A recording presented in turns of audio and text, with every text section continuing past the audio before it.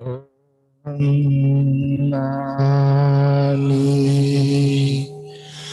Padme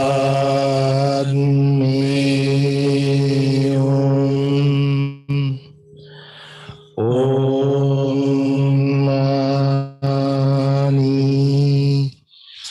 Padme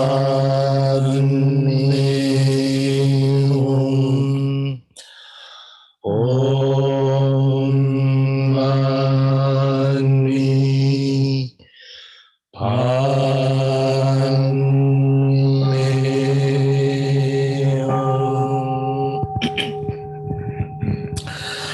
Good morning and welcome to the Sunday service. This morning we're going to do the practice little bit meditation. So after that, Venerable Panyaloka is going to give a Dhamma talk. After Dhamma talk, question and answer and chanting. So let's practice a little bit loving kindness meditation. Comfortable way sit and think about may I be well and happy, peaceful and free from suffering.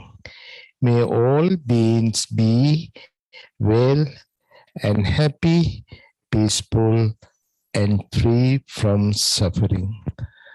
In that way, practice a little bit metta meditation until you hear the bell sound.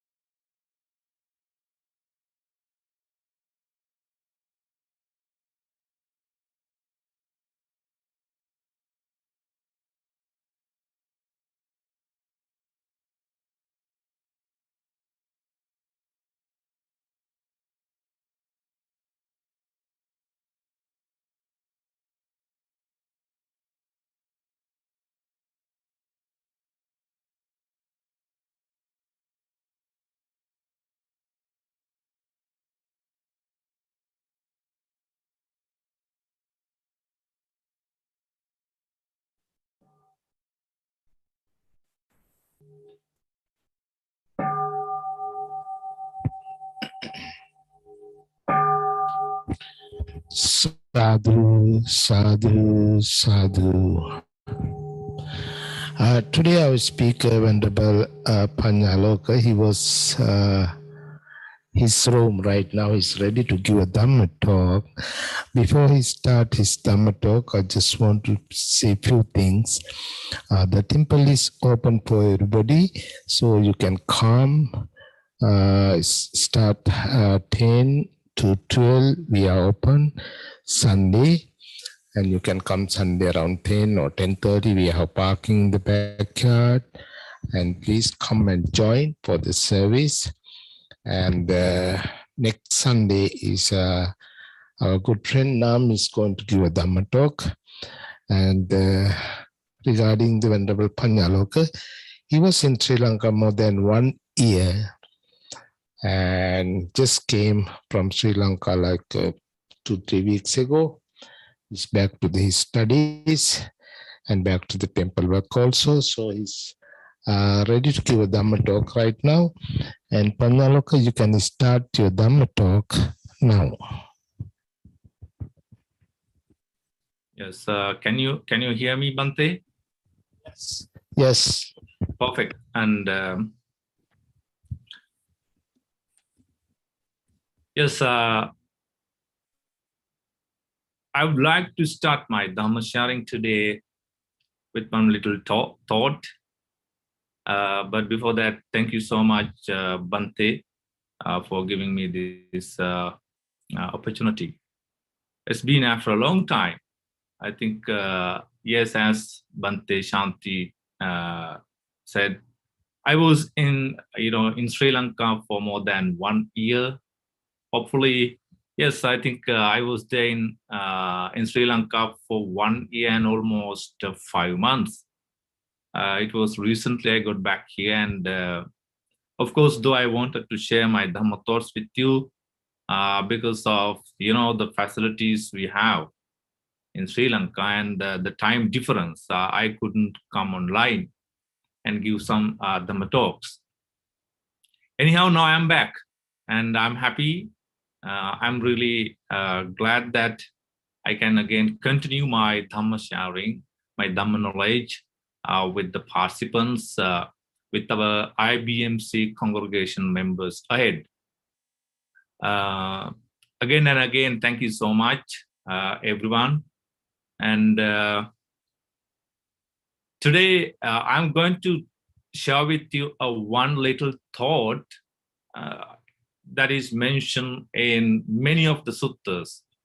But for instance, taking one particular sutta into our account, I will share this. I will try my best to explain this thought, this Dhamma thought. As every day we come online and we participate in this Dhamma sharing, it is to make our lives happy, right?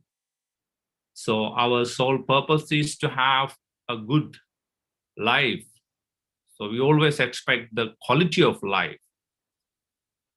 So for this, the people throughout the whole world, irrespective of their, religions and the territories they are living in, they try their best to have the pleasure, the happiness in their lives. So as the Buddhists and whoever it is, whether it is Christians, Catholics, Muslims, Jews, everyone in the world, their only purpose is to find the happiness, pleasure in this life. Meanwhile, we practice some kind of religious path specific to our own cultures, our own territories, our own, regions. So whatever it is, by living a happy life, ultimately we expect, again and again, we expect the happiness. In this world also, we expect happiness. And hereafter, we also expect some kind of happiness. But for a person who is looking for the true happiness, and it could be forever, happiness, one we call like, the eternal happiness. So we expect it, we try to have it through our religious practices. So that is why we meditate. That is why we participate in Dhamma talks. That is why we listen to Dhamma talks. That's why we share our Dhamma knowledge. And whatever the way, either by giving, practicing meditation, listening to Dhamma talks, learning Dhamma, like this, learning good things, we try to achieve the final bliss in our lives. As far as I'm concerned, as far as I understand, the religion and spirituality are two different things. A person can be a religious person, and a person can be also a spiritual. And but essentially, a person who is religious can also be, spiritual. But you don't have to be religious. You don't need to be too much religious to be spiritual. So we as Buddhist monks, and there may be some, rabbis in Jews, among the Jews, and in any other religion, there may be a lot of, some kind of religious leaders. So while leading a recluse life, that's how we can say, while living as a monk or nun, a person who has renunciated the normal life and leading a special life like a religious leader, they also practice their path. And meanwhile, the other people, the ordinary people, they are also practicing some kind of spirituality throughout their whole life.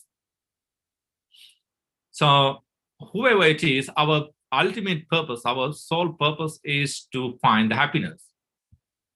It could be eternal happiness, the forever happiness. But during this life, we need to be happy. We need to have the happiness. And that's why we work. That's why we go to schools. That's why we learn. That's why we earn money. Yes, not only the money, prestige, comfort, so many things in our lives. So whatever the way, our goal is to achieve happiness. But Buddha once he said that there are 5 ways, the way how we experience this world. So it is through eye, ear, nose, tongue, and body. The body is all about, it is the skin. So it is through skin we try to experience, we experience this world. It is another way, one way to experience this world. So Buddha in one particular sutta, he mentions this, and how we should live a happy life. And if we need to have the happiness in our life, we try to have it through five codes, 5 doors, the five it is through 5 gates. We try to make our soul happy and peaceful. So no one, as far as I'm concerned, as far as I understand, I have read some suttas in the Theravada tradition and in Mahayana tradition also. And being based on my experiences also, what I can say is Buddhism never promotes sensual pleasure. So how we gain happiness in this life, it is through the 5 codes. It is through the 5 gates, like eye, ear, nose, tongue, and the skin in our body. Those are the five sense doors we use to have happiness, to experience this world. So we experience this world in different ways by using these, five sense doors. Now, my question is, can we say goodbye to this, sensual pleasure, this sensual desire? As a Buddhist, as a Catholic, as a Hindu, Muslim, a Jew, whoever it is, it doesn't matter. Can we live a life without sensual pleasure? Because in Buddhism, as I told you earlier, Buddhism never promotes sensual pleasure. That is why we need to have a very simple life. So the simplicity is recommended and it is highly praised, appreciated in every way in Buddhism. But, while we are practicing the true path, Buddhism or Hinduism, Islam, I don't know, how whatever it is. I mean, when it comes to one specific aspect, facet, we can call it like the spirituality. So while we are practicing this spirituality, we need to understand it. That's why at the very beginning of my Dhamma sharing, I told you, like, I'm going to share with you only one thought today. No, not so many things, because it's too much. Only one thought, right? So remember these five sense doors. So that is by using, it is by using these five sense doors we experience this world. But even though Buddhism does not promote the sensual pleasure, the sensual desire, can we live totally away from, avoiding these sensual pleasure, the sensual desire? No, we can't. And Buddha says, like, Buddha also mentions in that particular sutta. So if you need to read that sutta, it comes towards the this one little thought come at the end of the sutta. The sutta number is 26. So it's in the middle and sayings of the Buddha. You can find this and Bhikkhu Bodhi, and he has translated this into English. And you can find many other translations. So the sutta number is 26, the noble search. We call it in Pali language the Arya Pariyesana Sutta. Arya Pariyesana Sutta. And it has another name like Pasarasi Sutta. So whatever it is, towards the end of this sutta, Buddha mentions this. It is through using five sense doors we experience this world. So what is the nature of this sensual pleasure, this sensual desire? It is always connected with the gratification of our senses, right? This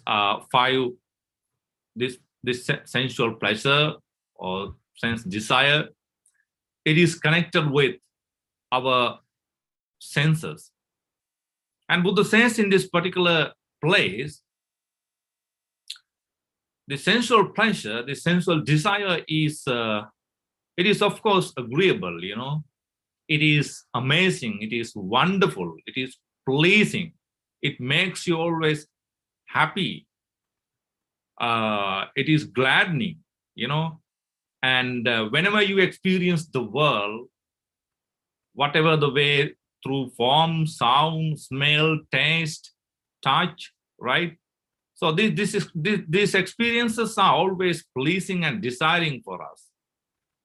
And sometimes it could be suffering. But the sensual pleasure is always based on desire and interest. So it arouses, it arouses our desire and interest. But because, because of this desire and interest, and how we can say the aspect like the pleasing and the desiring part of this sensual pleasure, the sensual desire, we we expect it, we aspire it to have again and again, and we need to make. We want to make our souls again and again happy. This, we want to make our five sense doors again and again happy, and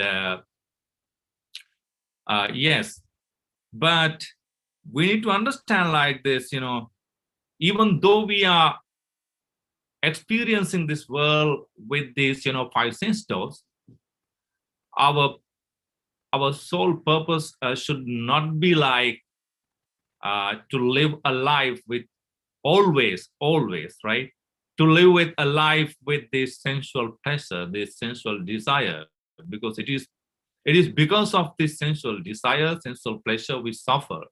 So Buddha mentions here, even though this experience, this sensual pleasure is pleasant, wonderful, it is agreeable, it is pleasing, it is desiring, it arouses your feelings, your emotions, and yes, and it stimulates your interest, but there is a bad consequence. There are bad consequences, of this mind-made pleasure.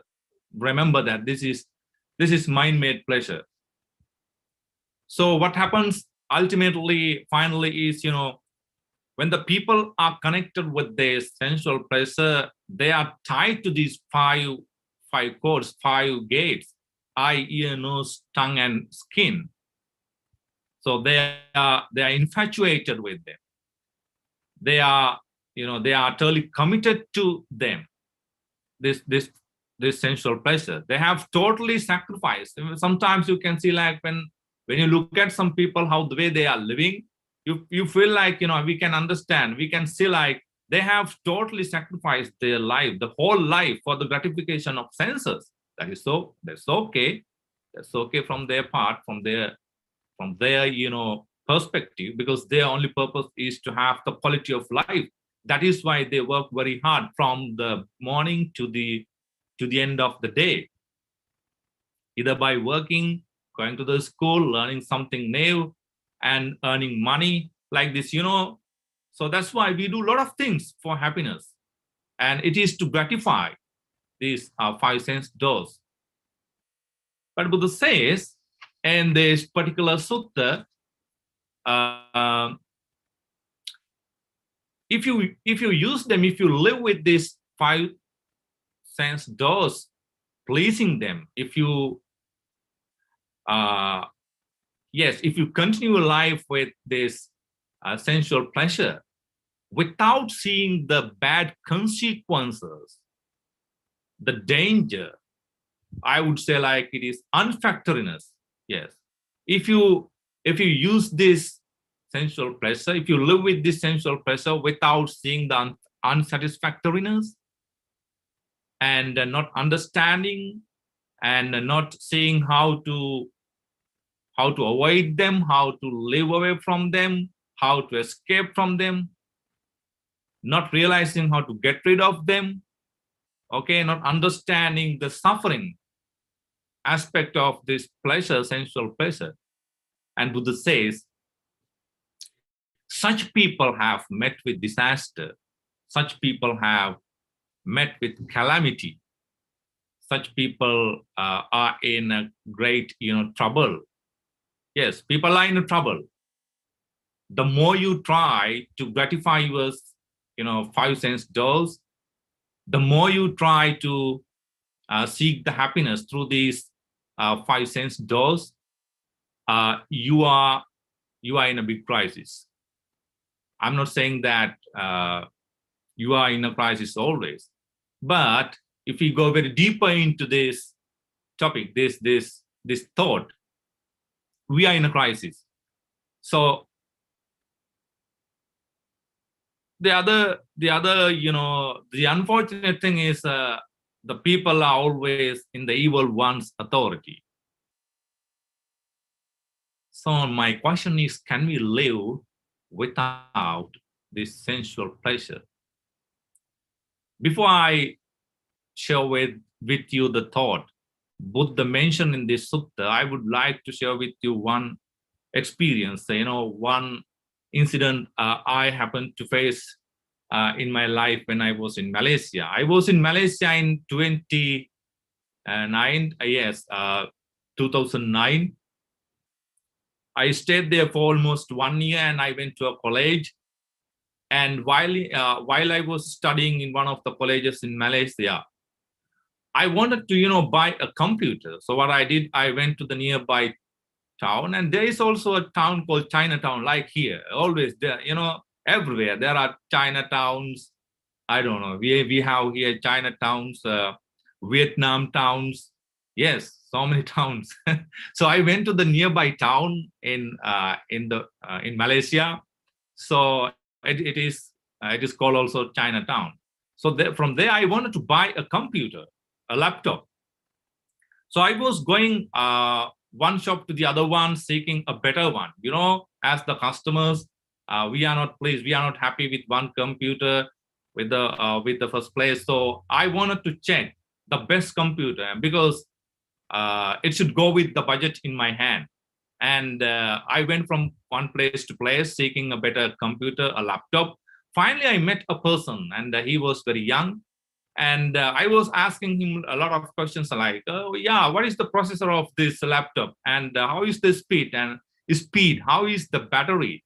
And how long can I use this one? And like this, And while I was asking these questions from him, and he asked me one particular question, a wonderful question, amazing question. That question was, why do you need a computer? I had no answer to, I had no way of answering that question. Why do you need a computer? And suddenly he said, because you are a Buddhist monk, right? You are a Buddhist monk. You don't need to have a laptop. Why are you having a laptop? You are a Buddhist monk. You are a monk, right? You have avoided, you have come out of your normal life, and you are leading a specific life, special life. So what is the use of using a computer? Your purpose, your goal in your life is different, right? I didn't answer his question.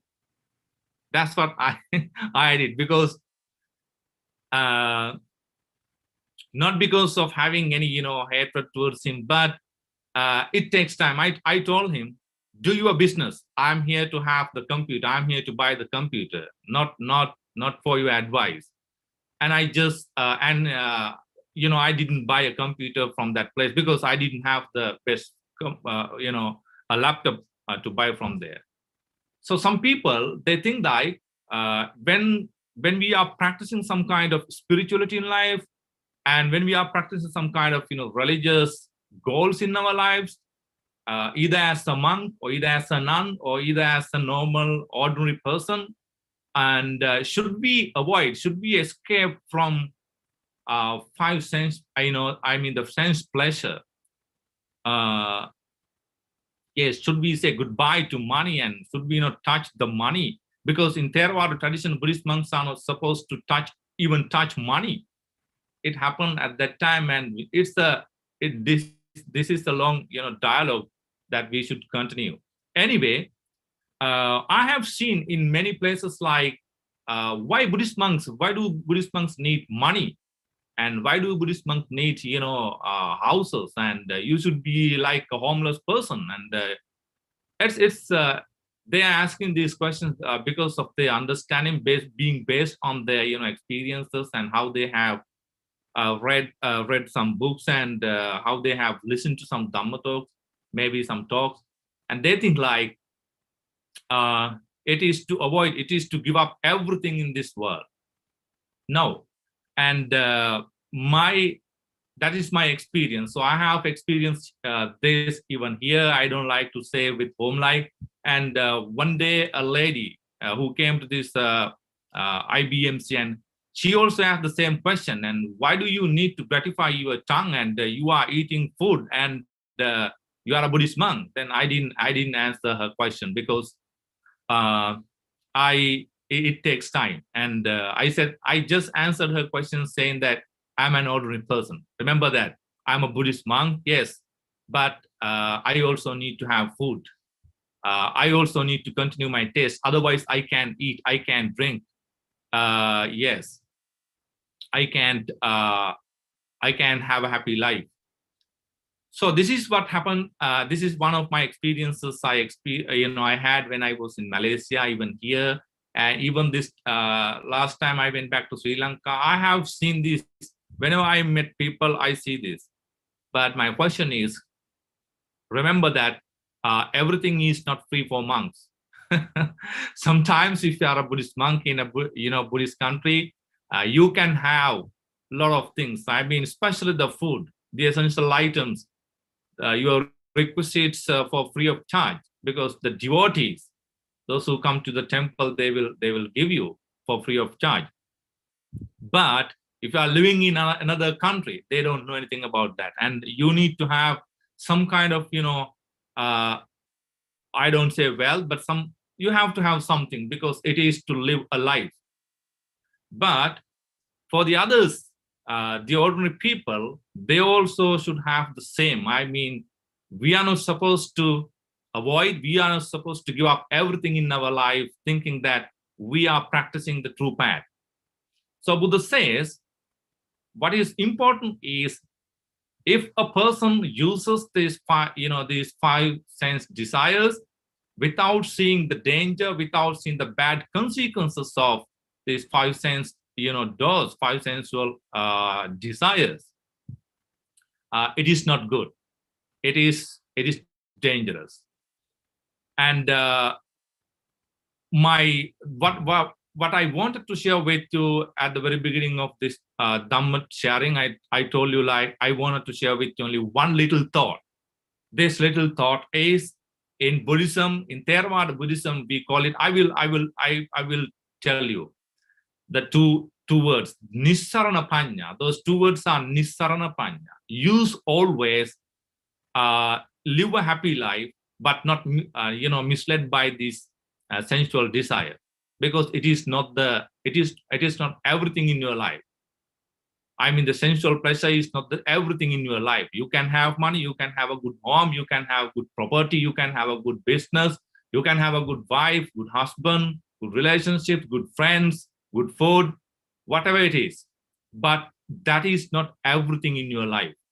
Use them wisely. That's what the Buddha said by using these two words, Nissarana Panya and Adinava Panya. The other two words are Adinava Panya. You always should live with the understanding of, like, you should somehow try to practice some kind of avoidance. It is good for you. It benefits you. Yes. And so not utterly committed to them, thinking that everything is sensual pleasure, and seeing the dissatisfaction of sensual desire, and yes, seeing the disappointing and dissatisfying aspects, facets of sensual pleasure. You should live with sensual desire, sensual pleasure. Then it won't be a problem for you. And that is one of the thoughts I wanted to share in this Dhamma sharing today. Renunciation. Remember, it is renunciation. Renunciation. Not saying goodbye to these, five sensual desires forever. In this life, it is impossible. We can practice that. If you can live a life with the understanding, like these five sense pleasures, they have some bad consequences, and we need to practice the true path. But that is okay. But it doesn't mean that you have to live a life, escaping from these five sense desires. It is impossible. We need to satisfy our needs, but that is not the sole purpose. It shouldn't be everything in our life. So the thought you should practice in your life is, while you are living with these five sense desires, five sensual pleasure, it is try always to understand the bad consequences, unsatisfactoriness of sensual pleasure. Meanwhile, you can do a good job, you can earn money, you can have relationships, but once you lose them, if you get disappointed, if you get upset, so that means that you are not practicing the true path. Of course, you are practicing the true path, but you can be unhappy at any time. You can be upset at any time. So these two thoughts are adinava panya. Always try to see the bad consequences of these five sense desires. And Nisarna Panya, always try to see the renunciation. I should somehow live with the wisdom of renunciation of these five sense desires. And it will benefit you. It will bring you a lot in this life and even hereafter also, because you are a person who are always living with a kind of, a deep, a profound insight. And it can, I mean, in the next moment, something can happen to you. But if you practice this thought while you are living with sensual pleasure, I think you are practicing this true path to a certain extent, and you'll be happy. And we need to have the true happiness, forever happiness, the eternal happiness one day. And this is one very little thought I wanted to share with you today. And that's it I have to share with you during my, in my Dhamma talk. So during my Dhamma talk, I said that the sutta is number 26. It is the Noble Search, the Arya Pariyesana Sutta. So you can find this one little thought towards the end of this sutta, and try to practice this. That's it. And this is my personal experience. You can't make everyone in this, in this world happy. It is impossible. While you are living with many people, you can make everyone happy. It is of course something impossible. But try. You can make people happy. You can live a happy life with the others. But try to understand that even the Buddha couldn't make everyone happy. So that is my thought. That is my Dhamma sharing for the day, and that's it. And thank you so much. And if you have any Q&As, please, it is time for the for Q&As. Please ask any questions, and please feel free to share your thoughts, your comments. You are highly appreciated. And thank you so much.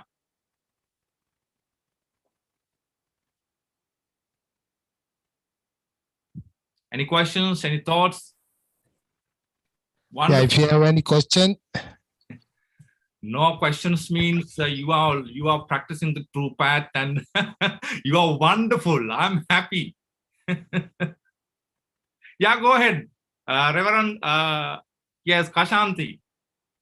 It's good to see you after so long. It's good to hear you. Good to see you. Yeah. Thank you for your talk. It's good to put some perspective on this adventure we're going through.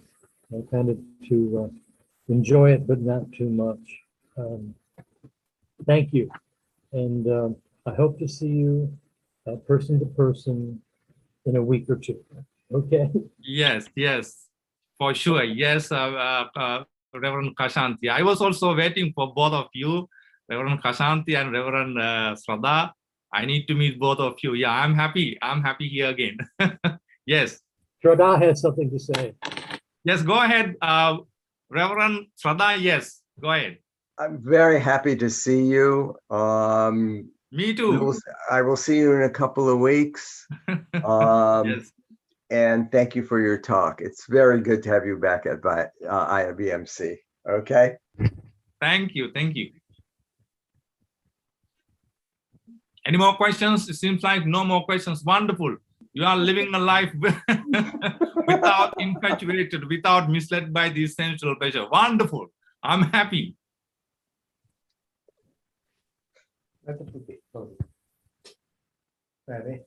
Bante, it seems like no one has any questions. So, so I mean, today we have only very few people here. Yes. And yes, I think the audience is happy. Wonderful. All right. Pangalok, all right. Thank you for your sharing the Dhamma. And we will chant page 4 and page 10.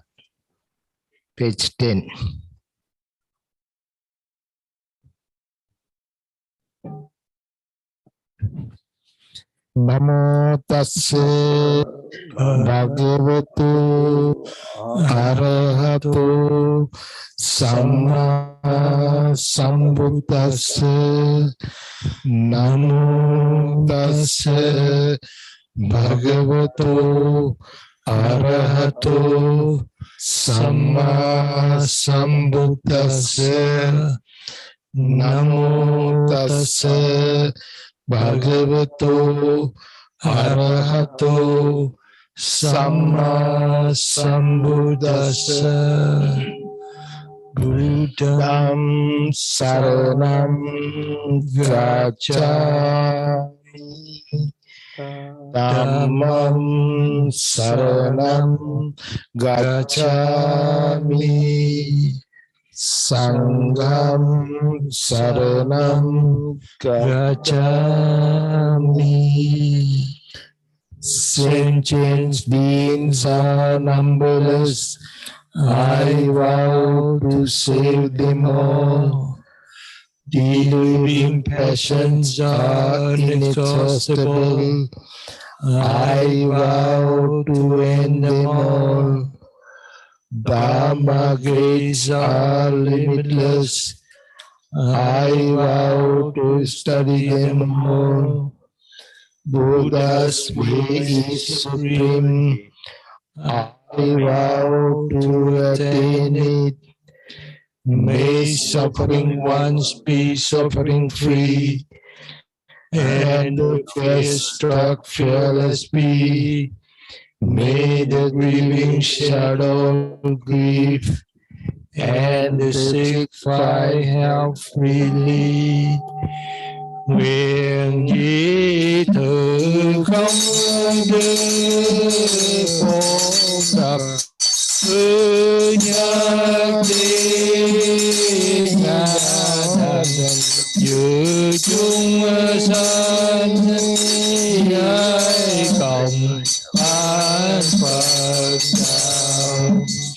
Nguyện chỉ thực không được phổ cập nhất thiết ngã đàn dự chung sanh giới cộng than Phật đạo.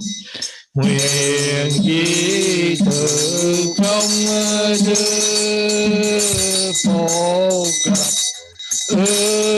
nhất thiết ngã đàn dự chung sanh giới cộng an Phật đạo.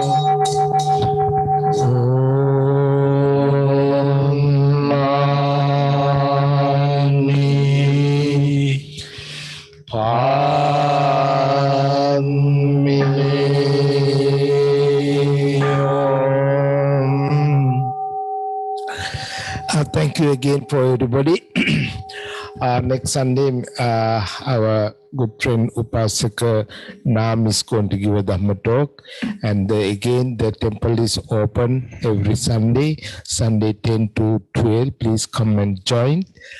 And that's it today. Thank you again. And by the power of the Buddha, Dhamma, and the Sangha, you all be well, happy, and peaceful. Sadhu, sadhu, sadhu.